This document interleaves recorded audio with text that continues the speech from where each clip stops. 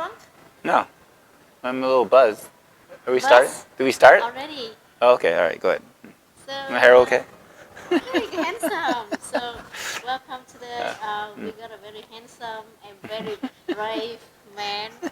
Because usually, foreigners come to Vietnam, they date a lot of girls, but never show or share their stories to people. So, thank you. What's your name? Toma. Thanks for come and share to us your private life. I don't really have a private life, but go ahead. Well, actually, there are 4 faces we seen a lot in Nha Trang. That is Montana. Who else? TJ. TJ, Yeah. Stephen Brown. I see his name a lot, and I think it's you, one of the 4. Right. As I've known that you've been here pre-within and now is post-COVID. So I have a question. Why do you decide to choose Vietnam to come back after the big COVID wave?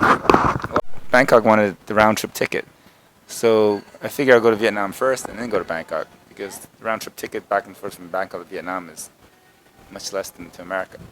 So plus I missed a few of the people I met here. I made some friends. Nha Trang had a couple of people that I was hanging out with. So but there's a lot of people actually left Nha Trang because of the situation with visa. So, but I actually prefer Da Nang for the beaches. Da Nang's beaches are nicer. You said Da Nang beach is nicer. Why don't you come back to Da Nang beach this time? I didn't really make any connections in Da Nang. I met about a dozen people, frisbee people, but it was very, very, very superficial. It felt like I had, TJ's a friend here, and so it felt like Nha Trang was more of a home in some ways. Even though, like I said, the beaches are much nicer in Da Nang. It's just it's actually a nicer physical layout. A little more quieter too, actually. Nha Trang's a bit noisy, especially right here, right in this district where I'm living right now. It's very noisy. Thanks. So you feel more home. You have more friends and more.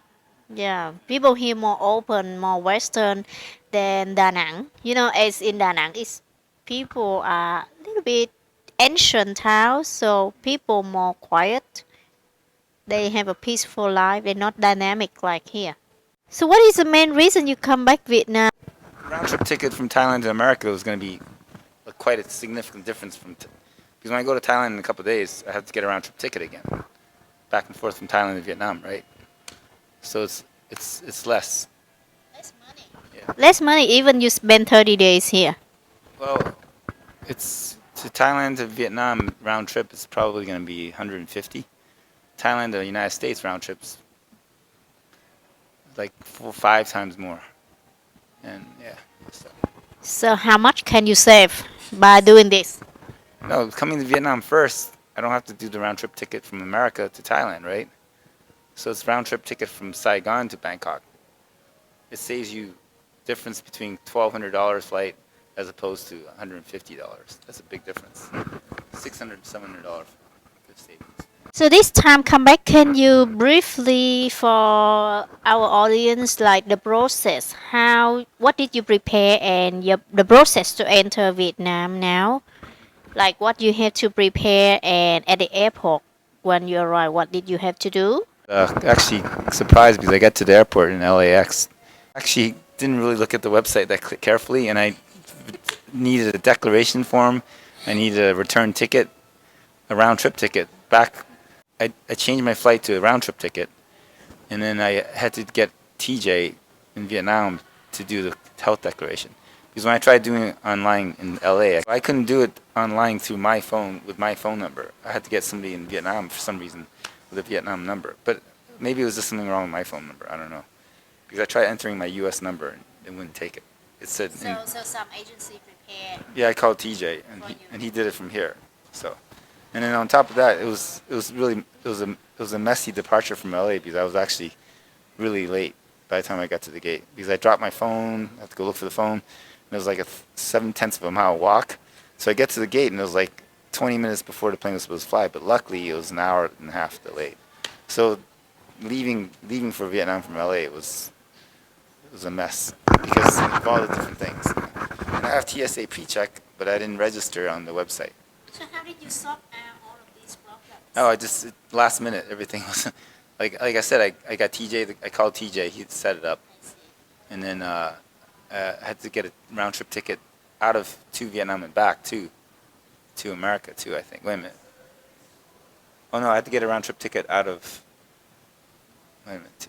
I think. Oh, that's right. I got a round trip ticket from Vietnam to Cambodia, and then I canceled it when I arrived in Saigon because I wasn't gonna go to Cambodia. I was gonna go to Thailand because they want you to show round trip ticket to leave the country. They want to make sure you're leaving the country. Vietnam, so. Yeah, just like Thailand too. They want you to show that you're actually leaving.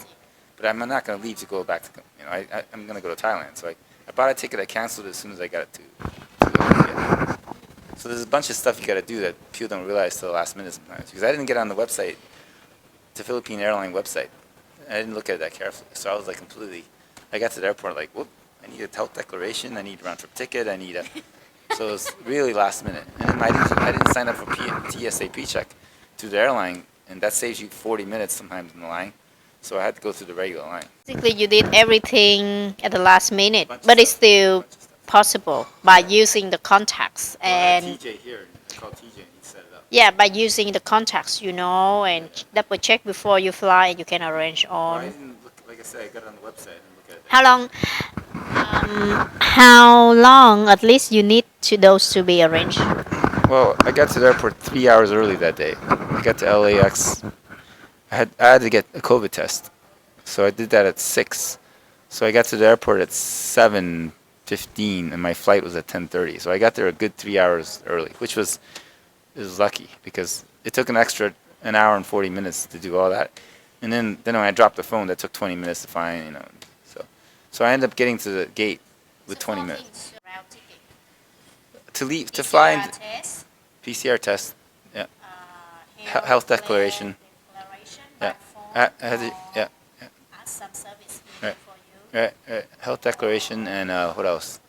I had to show a vaccination card. Visa Well, the visa I did that. I did that already. yeah. Actually, no. What I didn't do that I was supposed to do actually was supposedly you're supposed to get insurance to come here too, but I didn't do. Yeah, did you have insurance travel? No. No. Yes. Nobody checked. I think you're supposed to. So, Nobody checks, okay, so, you yeah, prepared. So, after preparing, once you arrive at the airport here, what happened? Tell us the process exactly at the other things happen at the airport. Well, that was relatively smooth. I got to the airport and I showed them my QR code, which TJ sent as a screenshot to my Facebook account. And then I had to show my vaccination card. I had to show the proof of leaving the country. That I was going to leave the country. And so I pulled it up on my email. Everything was in email. That's why when I dropped the phone in LA, I was really having a nervous breakdown. I was like, everything's on the phone. I mean, nothing's printed except my COVID test. I think that was printed. Yeah, I had a couple of things printed. Oh no, the COVID test was email. And nowadays everything's on the phone. You lose the phone, you're done. The only thing I had at paper was the visa. The visa was a paper copy. Everything else was electronic. So, all of these, when they check you at the airport? They checked me right in the front when I got to customs. They checked. At the custom I had to guy. show the vaccination card. I had to show my. Okay. Yeah, that's. So yeah, all the process just happened at the custom. Show those paper, Right. and you got through. How long did it take you? Was it a long queue? I think there was about 150 of us that got on the Philippines airline. Somewhere between 150 to 200. Yeah. How long did it? Maybe an hour and a half, maybe. Yeah, it took about an hour and a half, probably. So let me sum up all the documents you need to enter Vietnam. Now is upon May 2022. There are most things you need to prepare, which is 1, route ticket. Number 2, e-visa is a bring out one.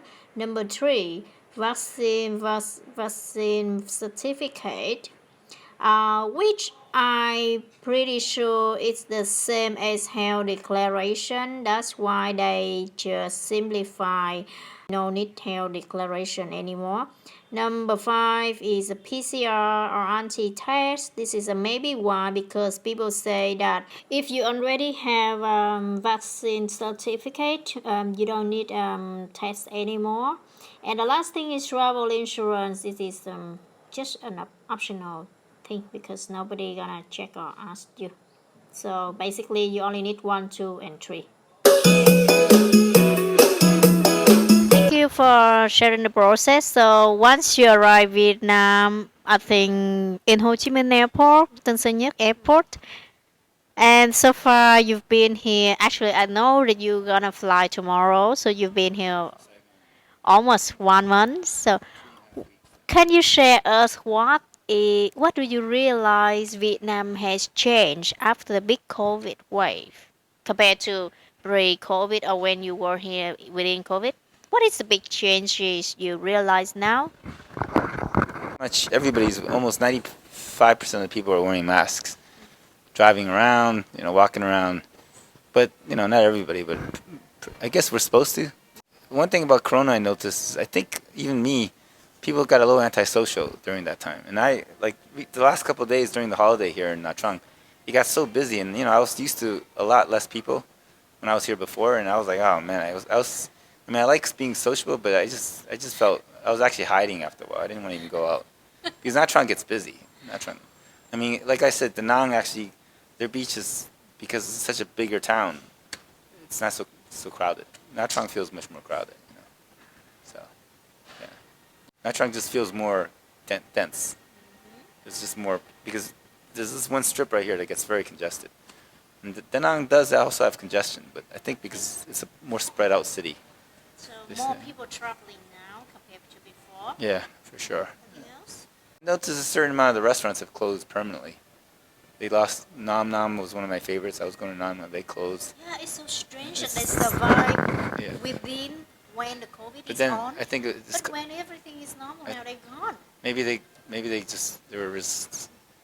were just barely hanging on. They just got tired of it.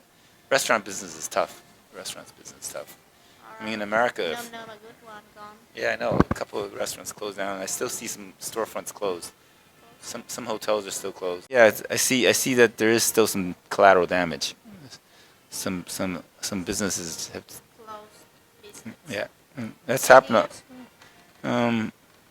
Well, there's still some people that seem to have issues. Like the guy who hangs out across the street. I've mentioned him a few times. He's been there for 3 years, and I keep telling him to find some other kind of work. Because he's not an Uber driver or a Grab driver. He's an unmarked driver, and he sits on his motorcycle all day. I've been telling him for 3 years. I said, it costs you money to drive over here. How much are you making a day? Today he said he makes like between 50 to 100,000 a day, and he comes and hang out here every day. And I keep telling him, I said, you're not making money. What's the point of being here? Go get some, grow some chickens, grow some vegetables, whatever. He's been hanging here for 3 years, and I've given him money off and on. I don't like doing it because I think he's being just lazy. Yeah, I guess the last week I was in Nha Trang, things were definitely a lot busier, of course, than the last couple of weeks that I was here 6 months ago. Because obviously everything's open. You can eat in restaurants, you can hang out, get massages, the whole bit. It got really busy the last few days I was in Nha Trang, and I actually was hiding from the crowds because I don't actually go out as much as I used to anyways. I mean, alcohol and hot weather, I can't handle it, so I don't usually go out drinking that much anymore. And I don't know, I think that because of what happened to me the 18 months I was in Vietnam before, I kind of gave up trying to find people to hang out with. Because I noticed, like I said, Nha Trang has a lot of people coming in for 48 hours, 72 hours. It's tough.